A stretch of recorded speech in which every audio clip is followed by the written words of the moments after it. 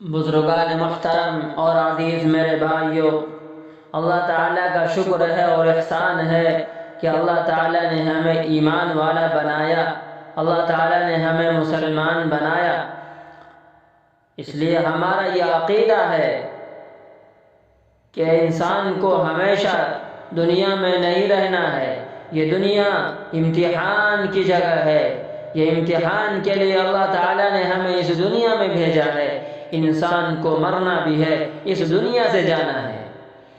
میرے بھائیو، انسان کو مرنے کے بعد ایک ایسی دائمی زندگی سے سابقہ پیش آنا ہے جس میں اسے ان تمام کاموں کا حساب دینا ہوگا جو اس نے اس دنیا میں انجام دیے ہیں، اور اس دائمی زندگی کو آخرت کہا جاتا ہے۔ اور قرآن کریم نے جا بجا یہ حقیقت واضح فرمائی ہے کہ آخرت میں انسان کو اپنے نیک اور اچھے کاموں پر انعام اور برے کاموں پر سزا دی جائے گی۔ اللہ تعالیٰ ارشاد فرماتے ہیں فَمَن يَعْمَلْ مِثْقَالَ ذَرَّةٍ خَيْرًا يَرَهُ وَمَن يَعْمَلْ مِثْقَالَ ذَرَّةٍ شَرًّا يَرَهُ، کہ جو شخص ذرہ برابر بھی نیکی کرے گا وہ اسے آخرت میں دیکھ لے گا، اور جو شخص ذرہ برابر بھی بدی کرے گا وہ اسے بھی دیکھ لے گا۔ میرے بھائیو، آخرت کی یہ دائمی زندگی اگرچہ فی الحال ہمیں نظر نہیں آ رہی ہے، لیکن آخرت کی جزا سزا در حقیقت ہماری اس دنیاوی زندگی کا لازمی تقاضا ہے۔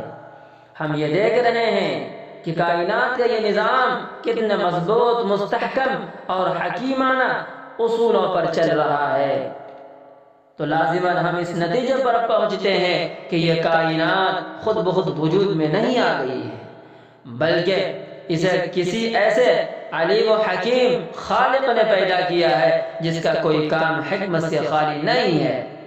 پھر ہم یہ دیکھ رہے ہیں کہ اس دنیا میں ہر طرح کے لوگ آباد ہیں، ان میں شریف بھی ہے، شریر بھی ہے، پرہیزگار بھی ہے، گنہگار بھی ہے، پارساز بھی ہے، بدکار بھی ہے، ظالم بھی ہے، مظلوم بھی ہے۔ میرے بھائیو، اگر یہ دنیاوی زندگی ہی سب کچھ ہوتا اور اس کے بعد کوئی زندگی آنے والی نہ ہو تو یہ سارا کارخانہ بیکار ہو کر رہ جاتا۔ میرے بھائیو، اس طرح نہ تو اچھے آدمیوں کو ان کی نیکی کا کوئی انعام مل سکتا ہے، اور نہ گنہگاروں کو اور ظالموں کو ان کے ظلم اور زیادتی اور نافرمانی کا بدلہ دیا جا سکتا ہے۔ میرے بھائیو، یہ بات خالق کائنات کی حکمت سے ممکن نہیں ہے کہ وہ ظالموں، مظلوموں، نیکوکاروں اور بدکاروں کے ساتھ ایک ہی جیسا معاملہ کرے۔ میرے بھائیو، یہ کائنات خود اس بات کی گواہی دیتی ہے کہ مرنے سے انسان کی زندگی ہمیشہ کے لیے ختم نہیں ہوتی۔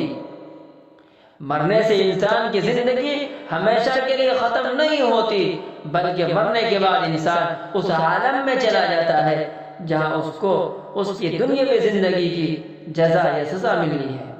قرآن کریم میں اللہ تعالیٰ ارشاد فرماتے ہیں أَفَحَسِبْتُمْ أَنَّمَا خَلَقْنَاكُمْ عَبَثًا وَأَنَّكُمْ إِلَيْنَا لَا تُرْجَعُونَ، کیا تم یہ سمجھتے ہو، تمہارا یہ خیال ہے کہ ہم نے تم کو بے فائدہ پیدا کیا ہے اور یہ کہ تم ہماری طرف لوٹائے نہیں جاؤ گے؟ میرے بھائیو، اس سے معلوم ہوا کہ آخرت اور جزا سزا کا قیام ایک عقلی ضرورت ہے، اور اس کے بغیر کوئی چھٹکارا نہیں ہے۔